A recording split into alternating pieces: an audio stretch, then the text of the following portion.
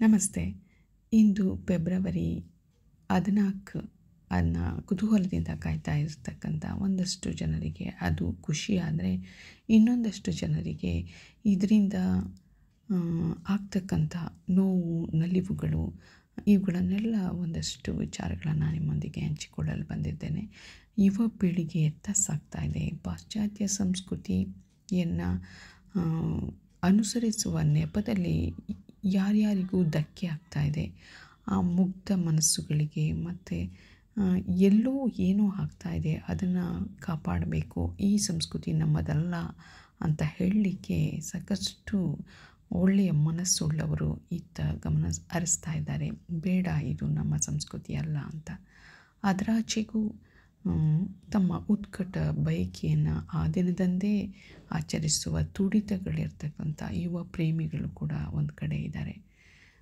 ನ್ಯಾಯವಾಗಿ ಒಳ್ಳೆಯ ಆ ಪ್ರೀತಿಯನ್ನು ಉಳಿಸ್ಕೊಳ್ಳೋವರಿಗೆ ಈ ದಿನ ಒಳ್ಳೆಯದಾಗಲಿ.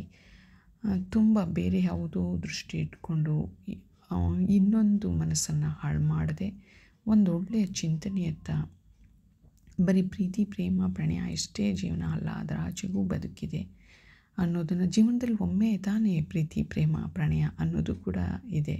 ಹಾಗಾಗಿ ಈ ಎರಡೂ ವಿಚಾರಗಳನ್ನು ಗಮನದಲ್ಲಿಟ್ಕೊಂಡು ಒಂದೊಳ್ಳೆಯ ವಿಚಾರವನ್ನು ಗಮನಕ್ಕೆ ಜನ ತಂದರೆ ಒಳ್ಳೆಯದಾಗುತ್ತೆ ಅಂತ ಹೇಳ್ತಾ, ವಿಶ್ವದೆಲ್ಲೆಡೆ ಆಚರಿಸುವ ದಿನ ಈ ಫೆಬ್ರವರಿ 14 ಆಗಿರೋದ್ರಿಂದ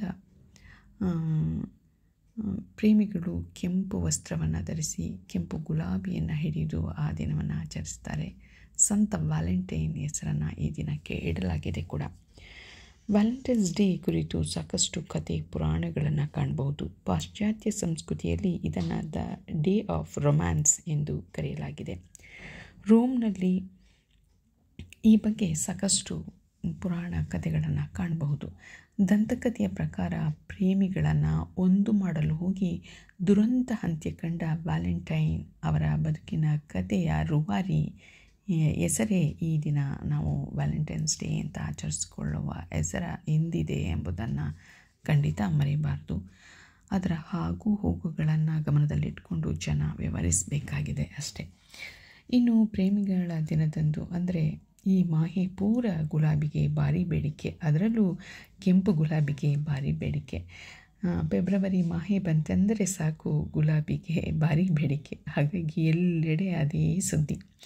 ಯಾಕಾಗಿ ಅಂತೇಳಿದರೆ, ಒಂದು ವಾರ ಪೂರ ನಾವು ಈ ಸಂಸ್ಕೃತಿಗೆ ಸಂಬಂಧಪಟ್ಟ ಹಾಗೆ ಆರಂಭದ ದಿನ ಗುಲಾಬಿ ನೀಡೋದ್ರ ಮೂಲಕ ಆರಂಭವಾಗಿ ಪ್ರೇಮಿಗಳ ದಿನ ಆ ಬದುಕನ್ನು ಒಂದು 7 ದಿನ ಸಪ್ತಪದಿಯ ರೀತಿಯಲ್ಲಿ ಆಚರಿಸೋದ್ರಿಂದ promise day, propose day, kiss day, hug day, chocolate day, ಹೀಗೆ ಹಲವು ಡೇಗಳ ಹೆಸರಲ್ಲಿ ಗುಲಾಬಿ ವಿನಿಮಯ ಆಗ್ತಾ ಇದೆ.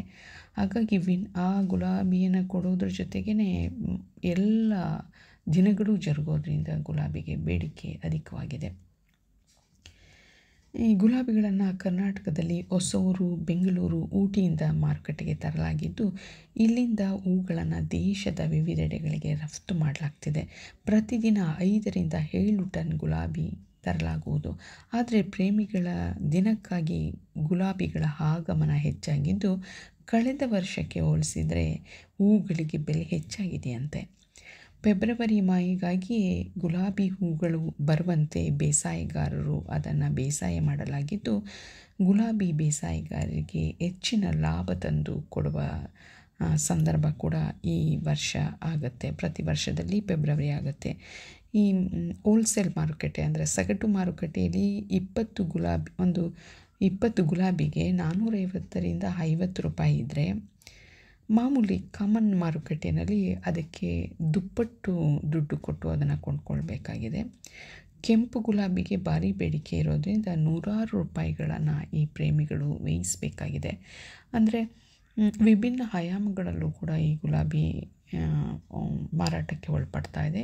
ವಿವಿಧ ಬಣ್ಣದ ಗುಲಾಬಿಗಳು, ಆ ಗುಲಾಬಿಗಳ ಹೆಸರು ಎಷ್ಟೋ ಜನಕ್ಕೆ ಗೊತ್ತೇ ಇರೋದಿಲ್ಲ, ನೋಡೇ ಇರೋದಿಲ್ಲ. ಅಂತಹ ಗುಲಾಬಿಗಳು ಮಾರುಕಟ್ಟೆಗೆ ಬಂದಿವೆ. ಕಣ್ಮನ ತಣಿಯುವಂಥ ಗುಲಾಬಿಯ ರಂಗನ್ನು ನೋಡೋದೇ ಒಂದು ಖುಷಿ. ಪ್ರೇಮಿಗಳ ದಿನ ಏನೇ ಇರಲಿ, ಆದರೆ ಈ ಸಂಭ್ರಮ ಇದೆ, ಫೆಬ್ರವರಿ ಮಾಯೆ ಬಂದರೆ ಸಾಕೆ ಎಲ್ಲೆಲ್ಲೂ ಅರಳಿ ನಗುವ ಗುಲಾಬಿ ಹೂಗಳು ಮತ್ತು ವಸಂತನ ಆಗಮನ ಕೂಡ. ಈ ವಸಂತನ ಆಗಮನದಲ್ಲೇ ಈ ಪ್ರೇಮಿಗಳ ಒಂದು ಸಂಬಂಧ ಬಿಗಿ ಆಗುವಂಥದ್ದು, ಅಲ್ಲೇನೋ ಒಂದು ಹೊಸತನವನ್ನು ಕಾಣುವಂಥದ್ದು, ಇದೊಂಥರ ಪ್ರಕೃತಿಗೆ ಹತ್ತಿರವಾದಂಥದ್ದೇ. ಆದರೆ ಅದನ್ನು ಒಂದಷ್ಟು ಜನ ವಿರೋಧಿಸುವಂತಹ, ಒಳ್ಳೆಯದನ್ನು ಒಳ್ಳೆಯದಾಗಿ ಕೆಟ್ಟದ್ದಕ್ಕೆ ಹೆಚ್ಚು ಆಸ್ಪದ ಕೊಡದಂತೆ ಬದುಕನ್ನು ನಿರ್ವಹಿಸಬೇಕಾಗಿದೆ. ಯುವ ಪೀಳಿಗೆ ತುಂಬ ಉದ್ರಿಕ್ತರಾಗದೆ ಶಾಂತಿಯುತವಾಗಿ ಈ ಸಂದರ್ಭವನ್ನು ನಿಭಾಯಿಸಬೇಕಾಗಿದೆ. ಹಾಗಾಗಿ ಎಲ್ಲೆಡೆ ಎಲ್ಲಿ ನಾಳೆಯ ಸಂದರ್ಭ ಏನನ್ನು ಸೂಚಿಸುತ್ತೆ, ಯಾವ ಅಪಘಾತಗಳಿಗೆ, ಯಾವ ಅನಿರೀಕ್ಷಿತವಾದ ಘಟನೆಗಳಿಗೆ ಸಾಕ್ಷಿಯಾಗುತ್ತೋ ಎಂಬ ಕಾತುರ ಎಲ್ಲರಲ್ಲೂ ಕಾಡುವಂಥದ್ದನ್ನು ನಾವು ಕಾಣ್ಬೋದು. ಅದೇನೇ ಇರಲಿ, ರೋಸ್ ಡೇ ಪ್ರೇಮಿಗಳ ದಿನದ ಮೊದಲ ಆರಂಭವನ್ನು ಸೂಚಿಸೋದ್ರಿಂದ ಇದು ಫೆಬ್ರವರಿ 7ರಿಂದ ಆರಂಭ ಆಗುತ್ತೆ. ಹೂವಿನ ಅಂದರೆ ಈ ದಿನ ಕೇವಲ ಪ್ರೇಮಿಗಳಿಗೆ ಮಾತ್ರವಲ್ಲ, ನಿಮ್ಮ ಸ್ನೇಹಿತರು ಅಂದರೆ ಗುಲಾಬಿ ಪ್ರಿಯರು ಇರ್ತಾರಲ್ಲ, ಅವರು ವಿವಿಧ ಬಣ್ಣದ ಗುಲಾಬಿಗಳನ್ನು ಪರಸ್ಪರ ಹೂಗಳನ್ನು ನೀಡುತ್ತಾ ಆಚರಿಸಬಹುದು. ಹಾಗಾಗಿ ನೀವು ಆರಾಮಾಗಿ ಗುಲಾಬಿಯನ್ನು ನೀವು ಕೊಂಡ್ಕೊಳ್ಬಹುದು. ಕೆಂಪುನೇ ಬೇಕು ಅಂತ ಏನು ಕಾಯ್ತಾ ಕೂತ್ಕೊಳ್ದೇ ವಿವಿಧ ಬಣ್ಣದ ಗುಲಾಬಿಗಳನ್ನು ಖರೀದಿಸಿ ತಮ್ಮ ಆಪ್ತರಿಗೆ, ಪ್ರೀತಿ ಪಾತ್ರರಿಗೆ ಅದನ್ನು ನೀಡಬಹುದು. ಕೆಂಪು ಗುಲಾಬಿ ಪ್ರೀತಿ ಮತ್ತು ಉತ್ಸಾಹದ ಸಂಕೇತವಾಗಿದ್ದು, ನೀವು ಪ್ರೀತಿಸುವವರಿಗೆ ಪ್ರೀತಿ ಮತ್ತು ಭರವಸೆಗಳನ್ನು ಹೇಳಲು ಈ ಬಣ್ಣದ ಅಂದರೆ ಭರವಸೆನೇ ಮುಖ್ಯ. ಬರೀ ಗುಲಾಬಿ ಕೊಡೋದು ಮಾತ್ರ ಅಲ್ಲ, ಅದರಾಚೆಗೆ ಒಂದು ಭರವಸೆಯನ್ನು ಕೂಡ ನೀವು ಕೊಡಬೇಕಾಗಿದೆ. ಅದನ್ನು ಅಷ್ಟು ಸುಲಭವಾಗಿ ಈ ಕೊಟ್ಟು ಗುಲಾಬಿನ ಗಿಡದಿಂದ ಕಿತ್ತು ಅಥವಾ ಪರ್ಚೇಸ್ ಮಾಡಿದರೆ ಇನ್ನೊಬ್ಬರಿಗೆ ತಲುಪಿಸಿದರೆ ಸಾಲದು. ಅದರ ಹಿಂದೆ ತುಂಬ ಗಂಭೀರವಾದ ಒಂದು ಭರವಸೆ ಕೂಡ ಇರುತ್ತೆ ಅನ್ನೋದನ್ನು ಖಂಡಿತ. ಮುಳ್ಳು ಹೇಗಿದೆಯೋ ಗುಲಾಬಿ ಹಿಂದೆ, ಹಾಗೆ ಭರವಸೆ ಕೂಡ ಇದೆ. ಖಂಡಿತ ಯಾರೂ ಮರೀಬಾರ್ದು ಅದನ್ನು. ಬಿಳಿ ಗುಲಾಬಿ ಗೌರವದ ಸಂಕೇತ. ಹಾಗಾಗಿ ನಿಮ್ಮ ಜೀವನದಲ್ಲಿ ನಾವು ಯಾರನ್ನಾದರೂ ಗೌರವಿಸುವವರಿಗೆ ಉಡುಗೊರೆಯಾಗಿ ಬಿಳಿ ಗುಲಾಬಿ ನೀಡಬಹುದು. ಇನ್ನು ಹಳದಿ ಗುಲಾಬಿ ಸ್ನೇಹ, ಸಂತೋಷವನ್ನು ಸೂಚಿಸುತ್ತೆ. ಇನ್ನು ಪಿಂಕ್ ಗುಲಾಬಿ ಹೆಣ್ತನ, ಸೊಬಗು, ಸೌಂದರ್ಯಕ್ಕೆ ಪ್ರತೀಕವಾಗಿದ್ದು, ನಾವು ಯಾರನ್ನಾದರೂ ಅವರ ಸೌಂದರ್ಯಕ್ಕೆ ಮಾರು ಹೋಗಿದ್ದರೆ ಈ ಗುಲಾಬಿ ಬಣ್ಣದ ಗುಲಾಬಿಯನ್ನು ನೀಡಬಹುದು. ನೀಲಿ ಬಣ್ಣ ಸೂಕ್ಷ್ಮತೆಗೆ ಸಂಕೇತ. ನಾವು ಯಾರೊಂದಿಗಾದರೂ ಭಾವನಾತ್ಮಕವಾಗಿ ಹತ್ತಿರವಾಗಿದ್ದರೆ ಅವರಿಗೆ ಈ ಗುಲಾಬಿಯನ್ನು ನೀಡಬಹುದು. ಅದಲ್ಲದೆ ಒಬ್ಬಂಟಿಗರಾಗಿರ್ತಾರಲ್ಲ, ಅವರಿಗೆ ಇಂದಿನ ದಿನದಂದು ಯಾರಿಗಾದರೂ ತಮ್ಮ ಪ್ರೀತಿಯನ್ನು ತೋರ್ಪಡಿಸಲು ಕಾತುರವಾಗುವ ದಿನ ಕೂಡ ಇದಾಗಿದೆ. ಹಾಗಾಗಿಯೇ ಗುಲಾಬಿ ದಿನ ಅಂದರೆ ಬರೀ ಒಬ್ಬಂಟಿಗರು ಅಥವಾ ಜೊತೆಗಾರರು ಅದಷ್ಟೇ ಅಲ್ಲ, ತಮಗಾಗಿ ತಾವೇ ಕಾಳಜಿಯಿಂದ ತಮ್ಮನ್ನು ತಾವೇ ಗೌರವಿಸಿಕೊಳ್ಳುವ ಕಡೆಗೂ ನಾವು ಗಮನ ಕೊಡಬೇಕಾಗ್ತದೆ. ಹಾಗಾಗಿ ವೆನ್ಸ್ ಡೇ ಎನ್ನುವಂಥದ್ದು ಪ್ರೀತಿ, ಪ್ರೇಮ, ಕಾಳಜಿಯನ್ನು ಕುರಿತದ್ದಾಗಿದೆ. ಹಾಗಾಗಿ ಇದನ್ನು ಅಷ್ಟೇ ಜಾಣತನದಿಂದ ಮತ್ತು ಪ್ರತಿಯೊಬ್ಬರ ಜೀವನದಲ್ಲೂ ಈ ಥರದ ಬದುಕು ಬಂದೇ ಬರುತ್ತೆ. ಹಾಗಾಗಿ ನಾವು ಆಚರಿಸ್ತೀವಿ ಅಂತ ಕೆಲವರು ಹೇಳಿದರೆ, ಇನ್ನಷ್ಟು ಜನ ಇನ್ನೊಂದು ರೀತಿಯಲ್ಲಿ ಈ ಬಗ್ಗೆ ವಿಚಾರವನ್ನು ಮಂಡನೆ ಮಾಡುವವರು ಇದ್ದಾರೆ.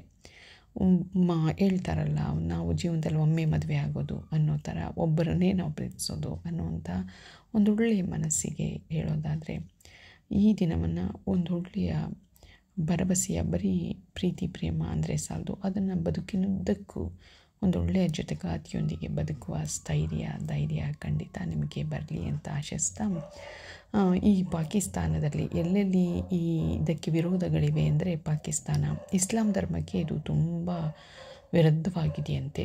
ಮಲೇಷ್ಯಾ, ಸೌದಿ ಅರೇಬಿಯಾ, ಇಂಡೋನೇಷ್ಯಾ, ಉಜ್ಬೇಕಿಸ್ತಾನದಲ್ಲಿ ಪ್ರೇಮಿಗಳ ದಿನಕ್ಕೆ ವಿರೋಧವಿರೋದನ್ನು ಕಾಣ್ಬೋದು. ಕರ್ನಾಟಕದಲ್ಲೂ ಸಾಕಷ್ಟು ಕಡೆ ವಿರೋಧಗಳಿದ್ದು, ಯುವಕರು ಇತ್ತ ಗಮನ ಹರಿಸದೆ ಸಾಕಷ್ಟು ಉತ್ತಮ ಚಿಂತನೆಗಳನ್ನು ಮೈಗೂಡಿಸ್ಕೊಂಡು ಬದುಕನ್ನು ಸಾಗಿಸಲಿ ಅಂತ ಹೇಳ್ತಾ, ಇದಾಗಿತ್ತು ಇಂದಿನ ವಿಶೇಷ. ಮತ್ತಷ್ಟು ಉತ್ತಮ ಮಾಹಿತಿಯ ಹೊತ್ತು ತರುವೆ ನಿಮ್ಮ